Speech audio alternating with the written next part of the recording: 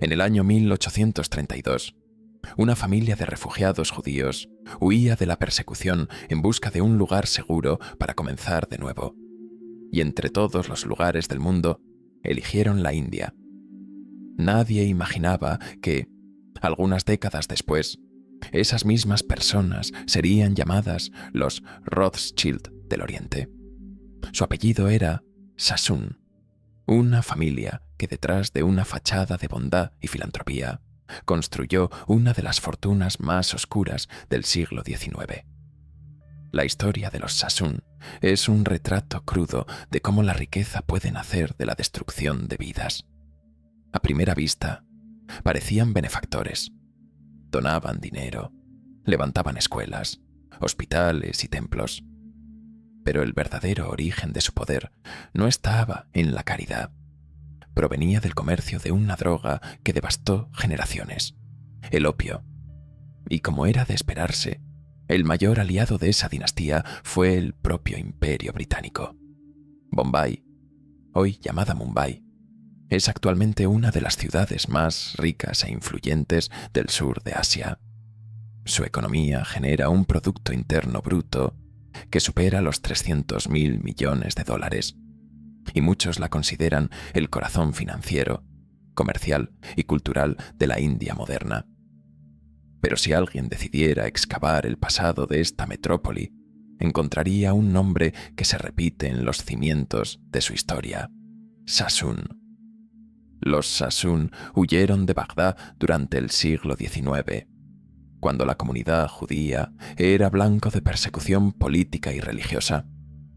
Al llegar a Bombay, entonces una colonia británica, habían perdido parte de sus riquezas, pero conservaron algo aún más valioso: su red de contactos internacionales. Con conexiones comerciales extendidas por todo el Medio Oriente, vieron algo que pocos percibían. Aquella ciudad portuaria sería el futuro centro de comercio del imperio. Rápidamente comenzaron a invertir en fábricas de algodón y en pocos años se convirtieron en el motor de la prosperidad local. Los distritos donde construyeron sus industrias acabarían transformándose más tarde en el corazón del poder económico de la India moderna. Hoy, esos mismos barrios están llenos de torres de lujo, centros comerciales y rascacielos, erigidos sobre un suelo que fue el epicentro de un imperio construido sobre el dolor y la dependencia. Los Sassoon pronto comprendieron que su ascenso dependía de algo más que de negocios legítimos. Mientras el público veía sus donaciones y proyectos sociales, la verdadera fortuna familiar crecía en las sombras. Detrás de las escuelas y hospitales se levantaba un imperio basado en el tráfico de opio, la droga más valiosa y destructiva del siglo XIX. La India británica cultivaba opio a gran escala, y los Sassoon se convirtieron en los mayores intermediarios de ese comercio mortal.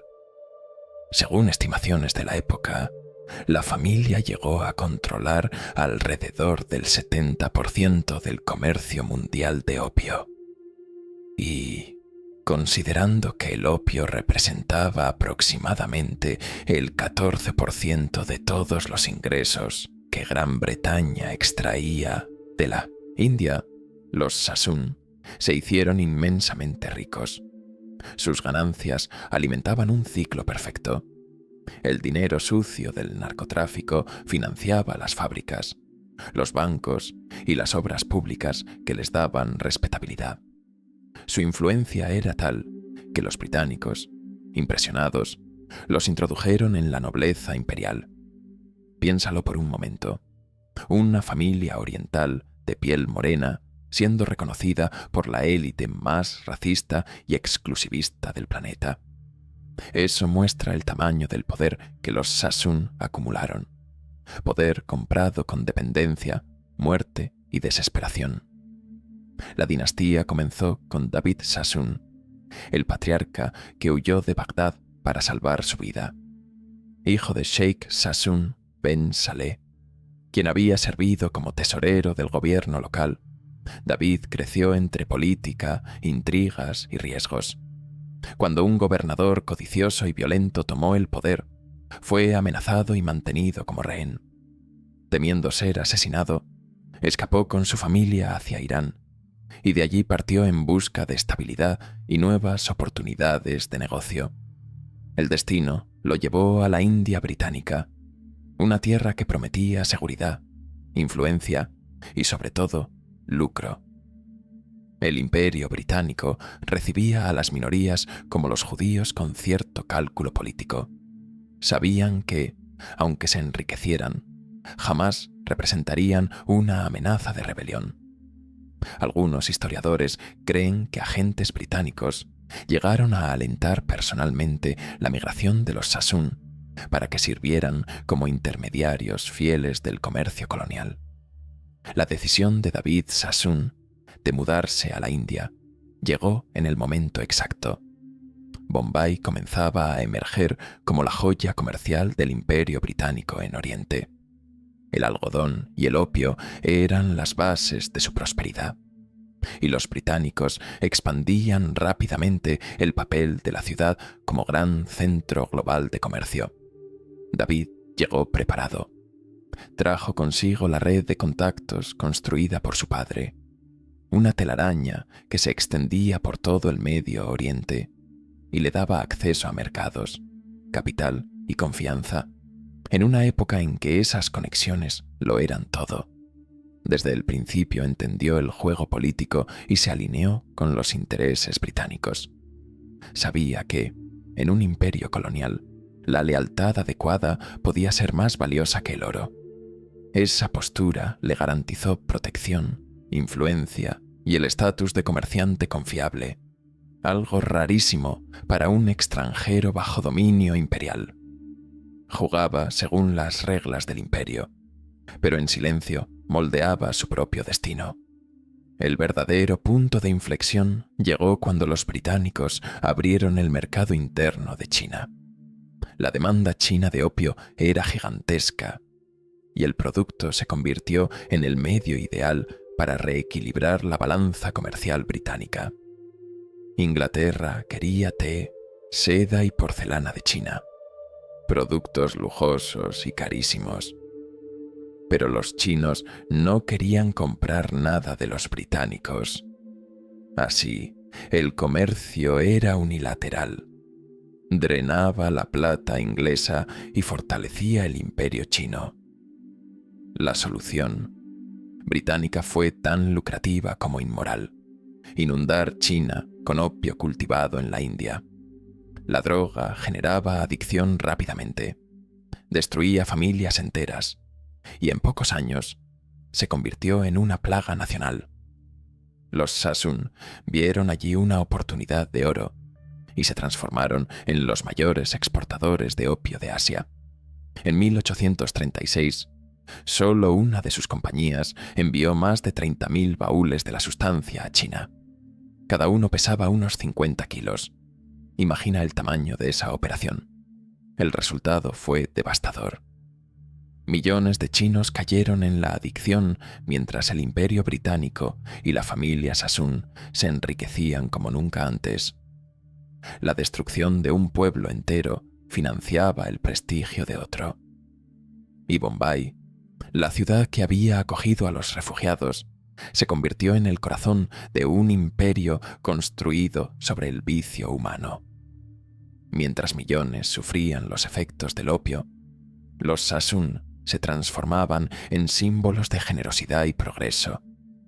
Financiaban escuelas, hospitales, bibliotecas y sinagogas, ganando el respeto de la población de Bombay y el aprecio de las autoridades británicas. El pueblo los veía como grandes benefactores y pocos se preguntaban de dónde provenía tanto dinero. A fin de cuentas, las construcciones eran reales, las donaciones también. Lo que nadie veía era el rastro de destrucción que sostenía cada piedra colocada bajo el sello de la filantropía. Con el tiempo, la familia se volvió sinónimo de poder e influencia. David Sassoon era reverenciado en toda la ciudad. y sus hijos heredaron no solo su fortuna, sino también la habilidad política para mantener el imperio en expansión. Sus inversiones alimentaban el comercio local y al mismo tiempo garantizaban a los británicos una fuente constante de ganancias. Era una relación perfecta. El imperio ganaba estabilidad y riqueza, y los Sassoon obtenían protección, prestigio y ciudadanía británica. En 1853, David Sassoon recibió oficialmente la ciudadanía británica, un honor rarísimo para un colonial. Pocos hombres en la India habían alcanzado tal estatus. Fue el reconocimiento oficial de su lealtad al imperio y la consagración pública de una alianza entre la corona británica y el comercio de drogas. El nombre Sassoon comenzó a circular entre los salones de la élite londinense. Las generaciones siguientes ampliaron esa influencia, usando sus fortunas para comprar propiedades inmensas en Inglaterra, participar en eventos sociales de la nobleza y fortalecer lazos con la familia real. Reuben Sassoon, uno de los hijos de David, se convirtió en amigo cercano del príncipe de Gales, el futuro rey Eduardo VII. Imagina el contraste.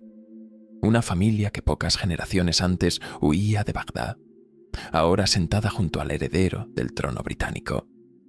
Pero el poder de los Sassoon no se limitaba al Reino Unido. Se convirtieron en figuras centrales de las engranajes financieras del imperio, ayudando a equilibrar las cuentas de la corona y expandiendo su influencia global, en un movimiento estratégico que uniría dos dinastías poderosas. Albert Sassoon se casó con una hija de la familia Rothschild, sellando una alianza entre los banqueros de la guerra y los mercaderes del vicio. Juntos se convirtieron en el corazón invisible del imperio británico. Con el matrimonio entre los Sassoon y los Rothschild, las dos familias más poderosas del imperio consolidaron un dominio que unía finanzas y narcotráfico. Mientras los Rothschild financiaban guerras, los Sassoon aseguraban que el comercio del opio equilibrara el déficit británico con China. Esa asociación informal fortaleció el imperio y convirtió a ambas familias en pilares invisibles del poder occidental, pero también trajo una crisis interna. Los descendientes de los Sassoon comenzaron a sentir vergüenza de sus orígenes orientales y de su pasado vinculado a las drogas. Muchos herederos rechazaban sus raíces. Cuando parientes de la India los visitaban en Londres, se sentían incómodos y avergonzados, como si ese pasado fuera algo que debía ser olvidado. A pesar de los títulos y la fortuna, los Sassoon jamás pudieron borrar la tensión entre lo que eran y lo que querían parecer ser. Tenían dinero, influencia y respeto, pero vivían divididos entre dos mundos, el Oriente que los formó y el Occidente que los compró. Mientras tanto, el imperio del opio alcanzaba su apogeo. La victoria británica en las guerras del opio, libradas contra China, abrió completamente el mercado para el narcotráfico indio. Hubo dos grandes guerras en el siglo XIX, ambas impulsadas por la ambición de controlar el comercio y legalizar la droga. Con el triunfo británico, los Sassoon multiplicaron sus ganancias. Su compañía llegó a enviar casi 60.000 baúles de opio por año a China. La adicción se esparcía como una epidemia, mientras sus riquezas alcanzaban niveles jamás vistos. Albert Sassoon, sucesor de David, llevó los negocios a otro nivel. En 1873 fue nombrado ciudadano honorario de Londres, el primer judío en recibir tal distinción. Ni siquiera los Rothschild habían alcanzado ese reconocimiento. El nombre Sassoon ahora simbolizaba prosperidad, lealtad al imperio e influencia global. Era el punto máximo de una dinastía que comenzó como exiliada y ahora moldeaba el destino del mundo. Pero los Sassoon no dejaban nada al azar. Sabiendo que el comercio del opio generaba repulsión moral, comenzaron a invertir en negocios respetables: bienes raíces, seguros, ferrocarriles y bancos. Estas nuevas ramas aseguraron que la familia sobreviviera a las crisis económicas, como el colapso del algodón y la recesión que golpeó a la India a mediados del siglo XIX. Detrás de una apariencia de legalidad, el imperio de las drogas se había convertido en un imperio financiero. La fachada estaba completa. Los Sassoon invirtieron en ferrocarriles estadounidenses, deudas nacionales de Hungría y propiedades lujosas en toda Europa. Se transformaron en una potencia global con influencia en varios continentes.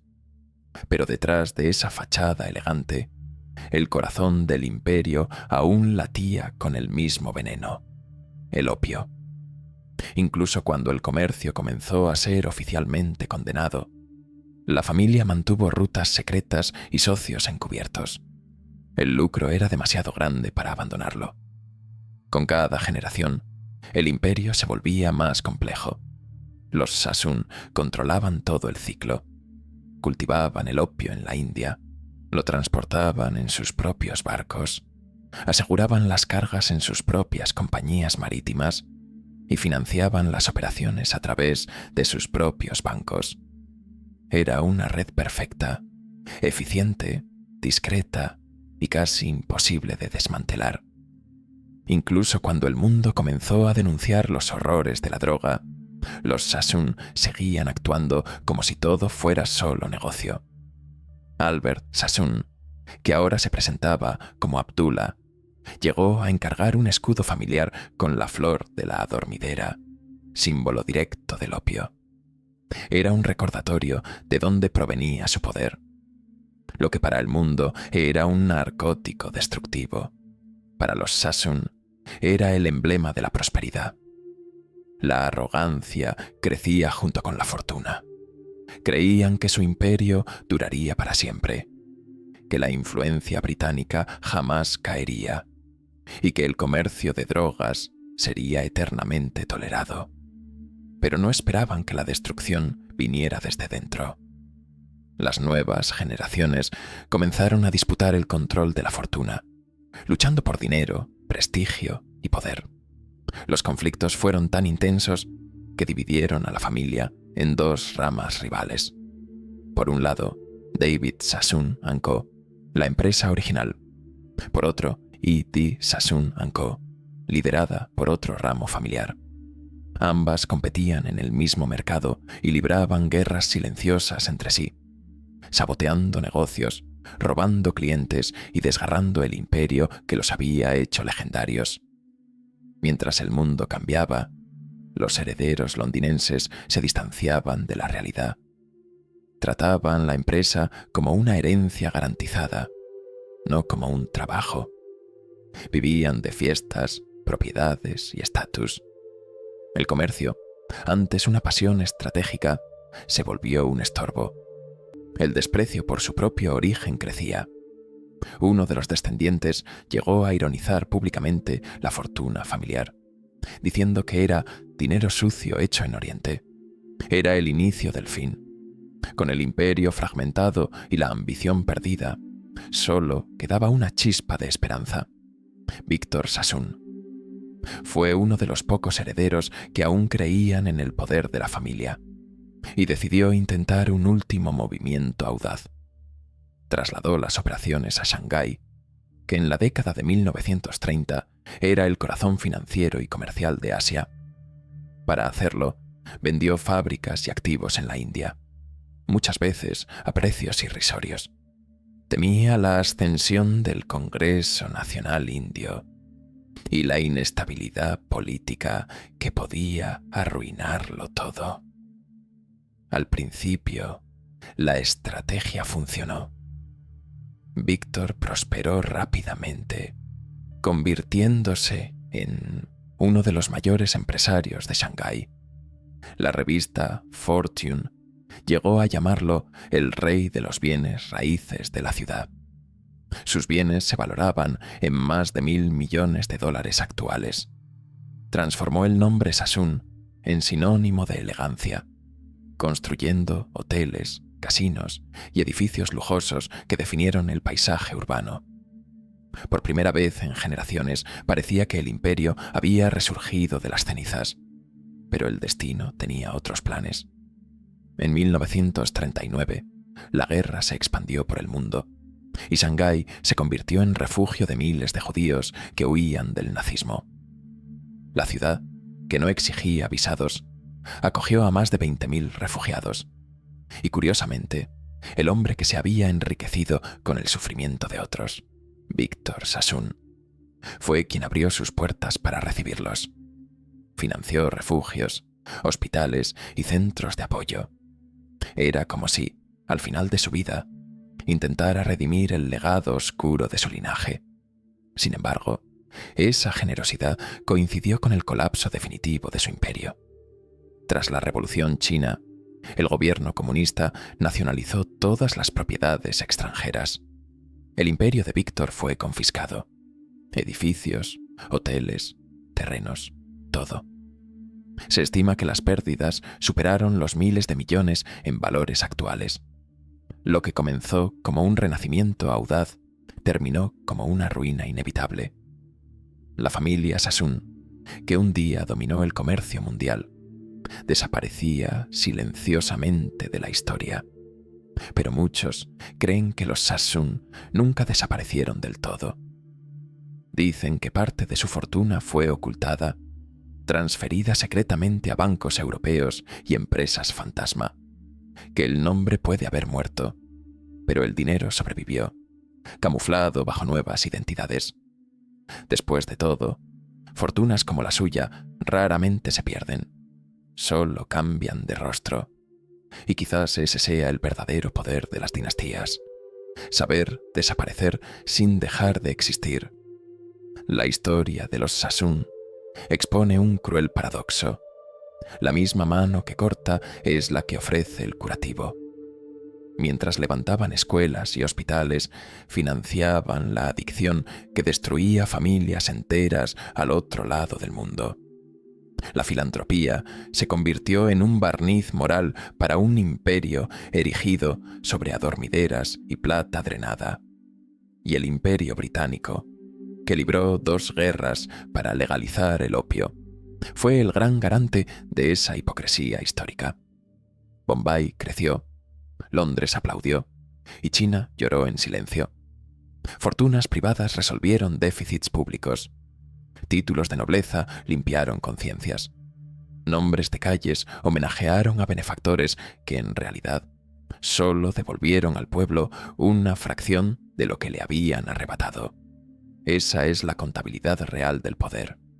El lucro se exhibe, el costo humano se entierra.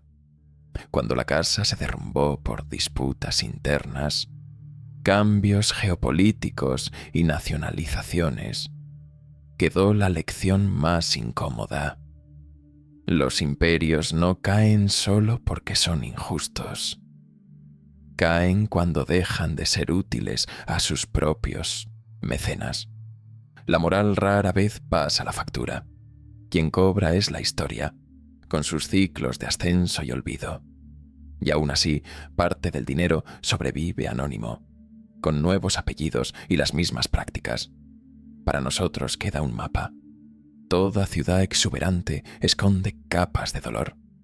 Todo monumento patrocinado merece preguntas. Toda buena obra hecha por grandes fortunas debe ser confrontada con el origen de su capital. No se trata de negar la caridad, sino de rechazar la amnesia. Sin memoria, repetimos lo peor con nuevos eslóganes y las mismas consecuencias. Al final, los Sassoon no son un caso aislado, sino un espejo. Muestran cómo el mundo recompensa a quien entiende el juego, y cómo la sociedad, fascinada por el brillo, ignora de dónde viene la luz. El verdadero antídoto es la conciencia. rastrear el origen de las riquezas, nombrar los costos invisibles y no confundir prestigio con virtud. Solo así evitamos la elegancia de la mentira y la lenta normalización del daño. Cada piedra levantada sobre el sufrimiento de otros sostiene una sombra que tarde o temprano se proyecta sobre quien la colocó. El poder sin conciencia es solo otra forma de destrucción. Que esta historia nos recuerde que el brillo del oro puede ocultar lágrimas secas y que toda fortuna sin memoria termina siendo solo silencio. Suscríbete, deja tu like si valoras la verdad detrás de la historia y comparte este mensaje para que más personas comprendan que la memoria es la única forma de justicia que no necesita permiso para existir. Reflexiona.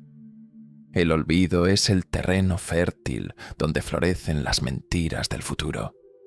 No olvides. Nunca.